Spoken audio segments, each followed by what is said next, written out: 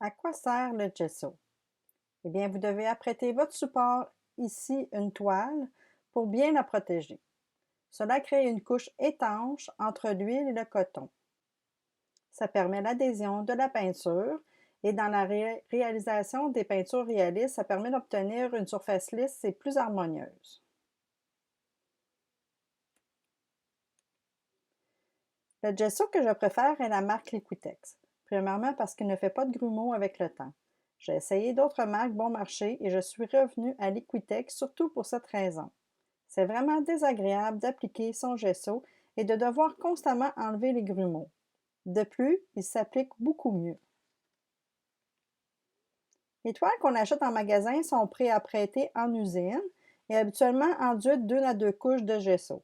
Sachez que très souvent, ils appliquent leur gesso au pistolet et que ce sont des couches très minces.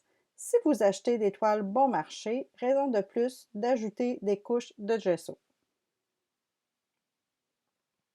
Je préfère peindre sur une surface bien poreuse sur laquelle la peinture pourra bien adhérer et être assez lisse pour créer un beau rendu. C'est la raison pour laquelle j'applique toujours deux autres couches de gesso. Vous pouvez aussi en appliquer davantage. J'ai bien sûr essayé, trop, je trouve que c'est comme pas assez. La peinture glisse trop à mon goût sur le support au moment que je l'applique sur le cou et elle se fixe moins bien à la surface. Depuis, il m'est arrivé de trop en mettre et la surface a craqué. Je me contente donc d'ajouter deux couches au support déjà apprêté préalablement. Ça me donne la texture et les résultats que je préfère. Faites vos essais, vous verrez ce que vous préférez.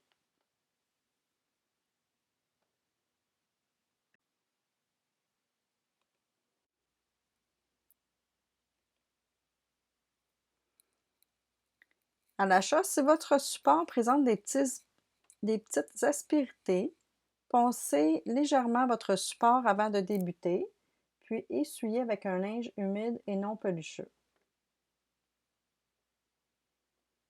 Vous pouvez appliquer votre gesso blanc tel quel sur votre toile. Ça dépend de votre projet. Si vous avez un fond blanc, bien sûr, c'est préférable de le conserver blanc. Sinon, moi, j'aime bien colorer mon gesso. Mon gesso d'un ton gris de valeur moyenne. Les valeurs claires apparaissent donc aussitôt comme des lumières. Je vais le faire aussi ici car vous allez mieux visualiser la préparation.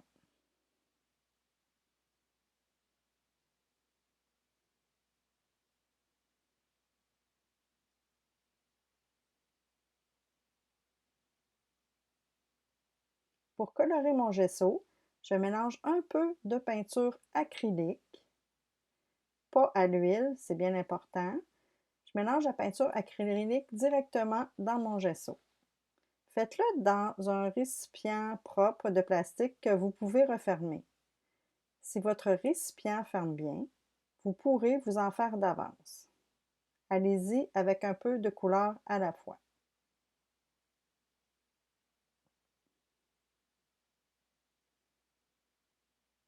Moi, j'aime bien faire un ton gris de valeur moyenne.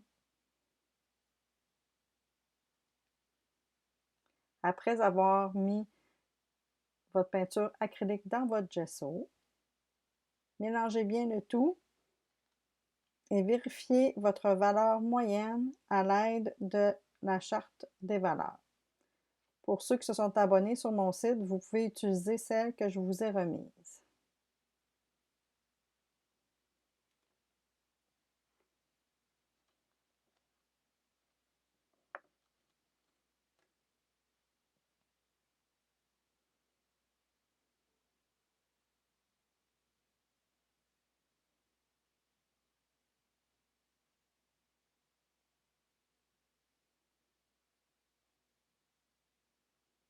Donc, on met un peu de peinture, on brasse le tout.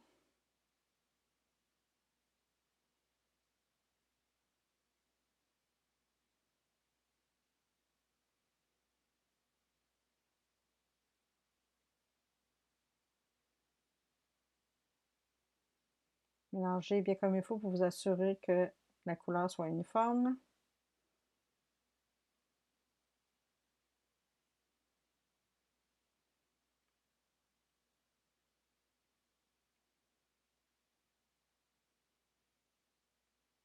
Vérifiez sur votre charte.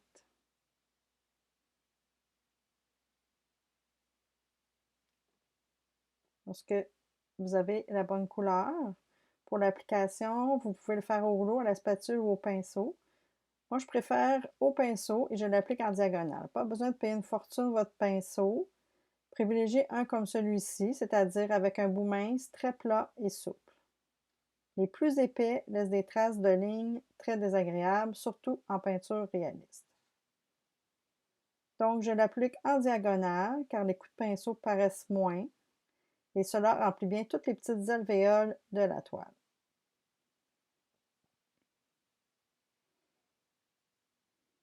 Pour créer le moins possible de coups de pinceau, j'effleure légèrement la surface en maintenant mon pinceau couché le plus possible sur la toile.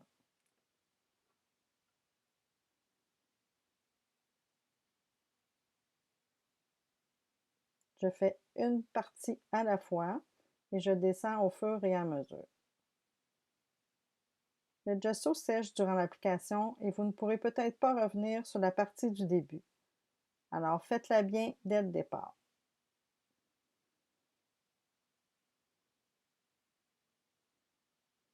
Bien sûr, c'est un peu plus long que d'appliquer le tout au rouleau, mais j'aime la surface que j'obtiens de cette façon. J'ai aussi un meilleur contrôle de la quantité de matière que j'applique. Privilégiez toujours des couches minces au lieu des couches épaisses, qui pourraient craqueler à la longue.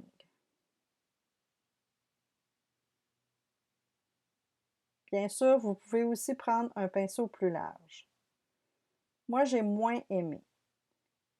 J'ai un meilleur contrôle avec cette largeur. Faites vos essais, ce sera peut-être différent pour vous.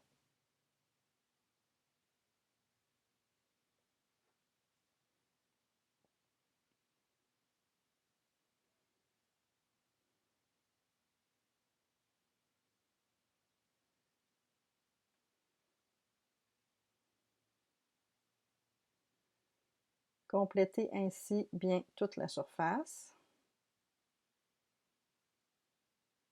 dans les deux sens.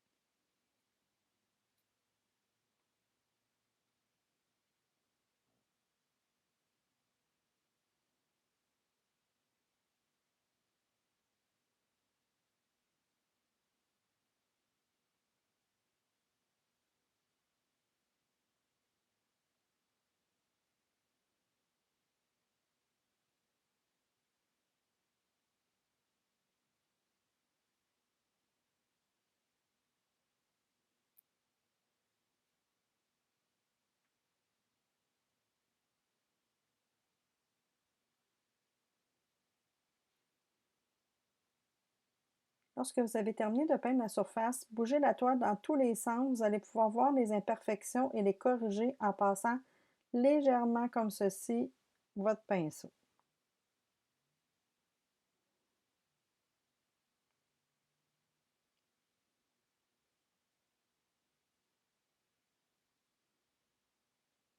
Comme ma toile est petite, je peux revenir, hein, ça n'a pas eu le temps de sécher. Étant donné qu'elle est petite, c'est quand c'est des grandes toiles, des fois c'est difficile de revenir, mais les grandes toiles, vous pouvez prendre un plus gros pinceau à ce moment-là.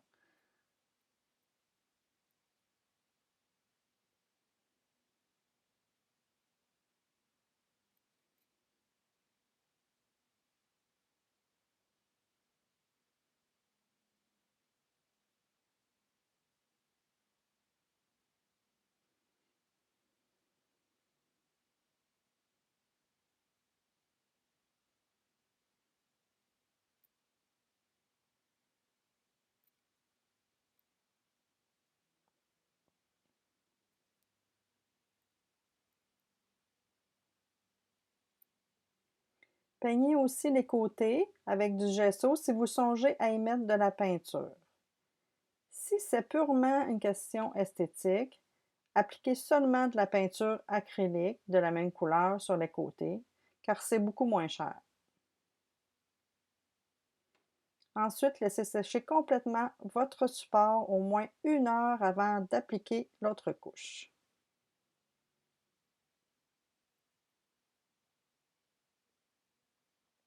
Lorsque votre support est bien sec, installez un livre sous la toile.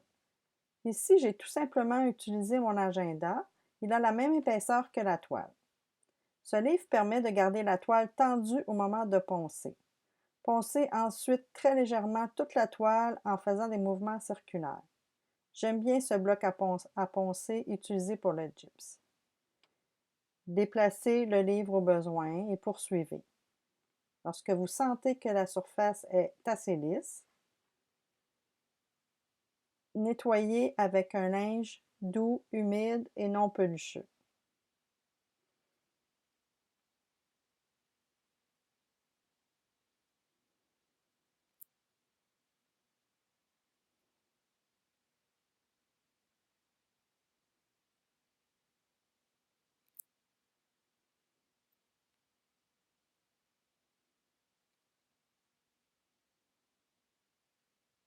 Ensuite, laissez la surface sécher de nouveau.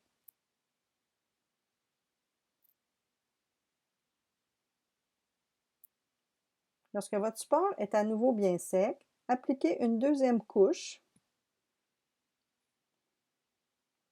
de votre gesso.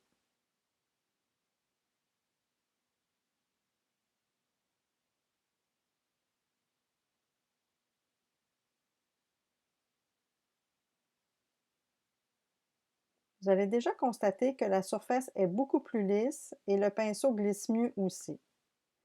Je m'applique davantage pour la dernière couche car je ponce très légèrement après le séchage.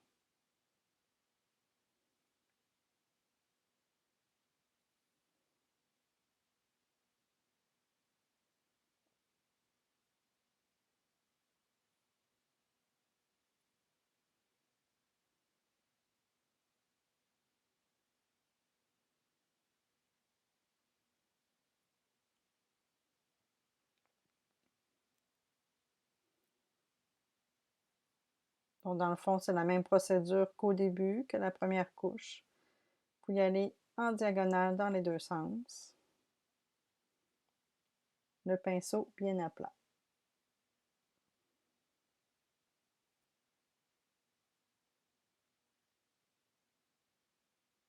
Lorsque vous avez terminé, laissez sécher votre support au moins 24 heures avant de peindre dessus. C'est donc une excellente idée de s'en préparer d'avance. Je m'en suis fait 3 pendant ce tuto. 3 car c'était la quantité suffisante de gesso qu'il me restait avant de passer à une nouvelle bouteille. Voilà. J'espère que vous avez apprécié.